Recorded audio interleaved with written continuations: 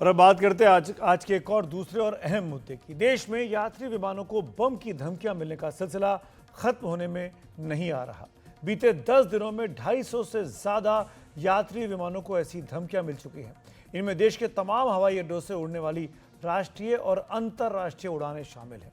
आश्चर्य करने वाली यह बात यह कि बीते 10 दिनों में एक दिन में सबसे ज्यादा धमकियां आज की तारीख में सामने आई हैं। 95 धमकियां आज मिली हैं।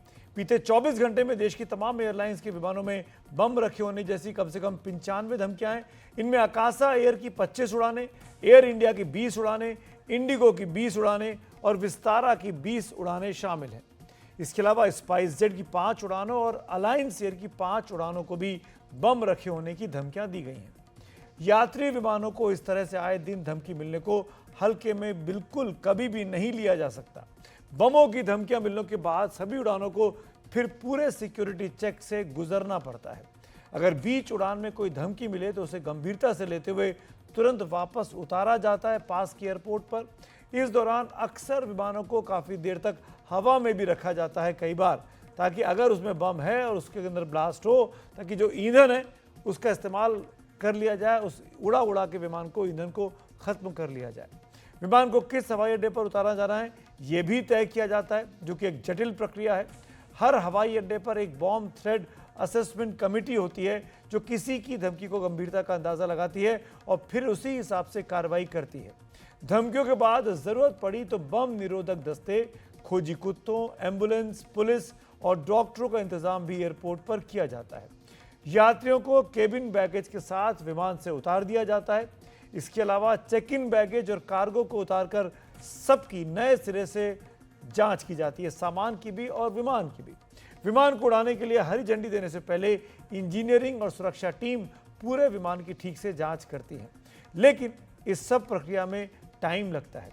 इससे होने वाली देरी से एयरलाइंस, सुरक्षा एजेंसियों और यात्रियों को न जाने कितने घंटों का नुकसान उठाना पड़ता है।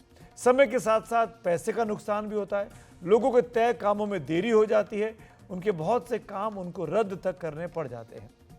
एक अनुमान के मुताबिक अभी तक बम की अफवाह की खबरों से विमान कंपनियों को कम से कम 500 करोड़ रुपए का नुकसान हो चुका है। ये तमाम वजह कि सरकार ऐसी सभी धमकियों को गंभीरता से ले रही है। Bureau of civil aviation security ने इस सिलसिले में सभी एयरलाइंस के सीईओ और अन्य प्रतिनिधियों के साथ मुलाकात की। नागरिक उड्डयन मंत्री राम मोहन नायडू ने कहा कि सरकार बम की धमकियों की अफवाह फैलाने को संज्ञेय अपराध बनाएगी। अफवाह फैलाने वालों को अनरूली पैसेंजर लिस्ट यानी उद्दंड यात्रियों की लिस्ट में रखा जा सकता है। ऐसे व्यक्तियों या यात्रियों के विमान में उड़ान भरने पर 5 साल तक की रोक लगाने का भी सुझाव है। यह भी सुझाव है कि ऐसे लोगों से एयरलाइंस को होने वाले नुकसान की रिकवरी की जाए। यह भी सुझाव आया है कि धमकी की अफवाह देने वालों की लिस्ट सभी हवाई अड्डों और सुरक्षा एजेंसियों के साथ साझा की जाए। विमानों में बम की अधिकतर धमकियां सोशल मीडिया प्लेटफॉर्म एक्स पर आ रही हैं, जो पहले जिसको हम ट्विटर कहते थे। इसके लिए केंद्र सरकार ने सोशल मीडिया प्लेटफॉर्म एक्स को भी कटघरे में खड़ा किया और कहा है कि यह अपराध को बढ़ावा देने के बराबर है। इस बीच दिल्ली पुलिस ने विमानों में बम की अफवाहों के सिलसिले में अब तक 9 केस दायर किए। इस पूरे मामले से कैसे निपटा जाए और ज़्यादा जानकारी के लिए हमारे साथ हैं एयर इंडिया के पूर्व एग्जीक्यूटिव डायरेक्टर जितेंद्र भार्गव जी। सर, बहुत बहुत धन्यवाद आपके वक्त के लिए, आपके धैर्य के लिए। पहला सवाल तो यही है भार्गव साहब कि ये स्थिति वैसी है, भालू आया भालू आया भालू आया और आप लापरवाह हो जाते हैं। लगातार 10 दिन से धमकियां मिल रही है और अब ये लगने लगा है कि धमकियां तो खोखली हैं। ऐसा तो नहीं है कि कोई यही रणनीति का हिस्सा है बम उड़ाने वालों का कि डरा दो लेकिन कुछ निकले नहीं और फिर जाके ब्लास्ट कर दो? नहीं, देखिए क्या है कि एयरलाइंस कॉम्प्लेसेंट नहीं होंगी, उनके स्टैंडिंग ऑपरेटिंग प्रोसीजर बड़े क्लियर है।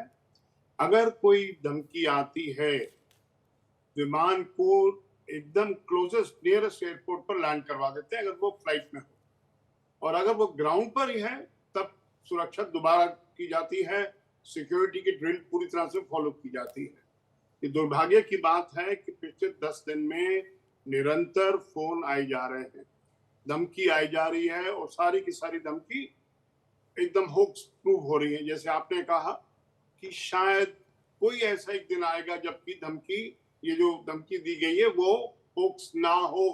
तो इसलिए ये एविएशन में बड़ा क्लियर है कि हम जी। लोग चांस नहीं ले सकते हैं। अब आप देखिए क्या चीज है कि इस जो हम देख रहे हैं ये होक्स कॉल्स का सिलसिला जो है, इसके दो पहलू हैं। एक तो एविएशन मिनिस्ट्री का है, जो कि पूरी कोशिश कर रही है, एयर मार्शल और आपने बहुत विस्तार में बताया कि एविएशन इंडस्ट्री क्या क्या करने जा रही है और कर रही है इस समस्या से डील करने के लिए। दूसरा, जिसपे कि हम अभी तक पब्लिक डोमेन में जानकारी नहीं आई है, वो है कि हम इनको पकड़ने के लिए क्या कर रहे हैं। बिल्कुल। आपकी हेडलाइन होती है, सब टेलीविजन न्यूज़पेपर्स की होती है कि इतने दिन हो गए, इतनी धमकियां आ गई, इतनी फ्लाइट इम्पैक्ट हो गई, इतना नुकसान हो गया, इतने पैसेंजर्स को इनकन्वीनियंस कर दिया। अब मेरा विचार ये है कि अब हम देखें कि 10 दिन के अंदर में हम लोग कितने लोगों तक पहुंच सके। आज से 6-7 दिन पहले की बात है, जब यानी कि 30 से चौथे दिन की बात, जब से ये सिलसिला शुरू हुआ, जानकारी दी गई कि ये कॉल जर्मनी और लंदन से एमिनेट हो रही है, वहां से ओरिजिन है उनका। उसके बाद क्या हुआ? अब जानने की बात यह है कि अब ये सिलसिला कब तक चलेगा। एक तो यह है कि हम लोग रोज रिपोर्ट करते जाएं कि आज इतनी धमकियां मिली, और जब तक वो थक ना जाए तब तक सिलसिला बंद नहीं हो। राइट। सेकेंड इज डराना उनको, डिटरेंट, कि तुम अगर हमको धमकी दोगे तो हम 24 घंटे या उससे कम समय के अंदर में तुम्हारे पास पहुंचेंगे और तुमको इसी मुद्दे पर मैं आपसे एक चीज पूछना चाह रहा हूँ। इंटेलिजेंस एजेंसीज हो, एनआईए जी। हो, हमारी इन्वेस्टिगेटिव एजेंसीज हो, मेरे ख्याल से वो नहीं पहुंच पाई है। यही मैं आपसे जानना चाहूंगा जितेंद्र जी, अगर आप मुझे सुन पा रहे हैं तो। और बड़ा सिंपल सा सवाल है, एजेंसीज, इन्वेस्टिगेटिंग एजेंसीज, पुलिस, ये लोग कर क्या रही हैं? क्या ये लोग बाहर बैठ के धमकियां दे रहे हैं? ये भी अभी स्पष्ट नहीं है। अभी तक एक बच्चा अरेस्ट हुआ, नाबालिग बच्चा, इन द सेंस नाबालिग, जो किसी और को सजा दिलाने के लिए छत्तीसगढ़ से फोन कर रहा था, बदनाम करने के लिए, किसी कुछ पैसे के लेन देन का मामला था। लेकिन बाकी लोगों के साथ क्या हुआ, ये खबर क्यों नहीं दी जाती है? क्या हम लोग ट्रैक नहीं कर पा रहे हैं इसलिए?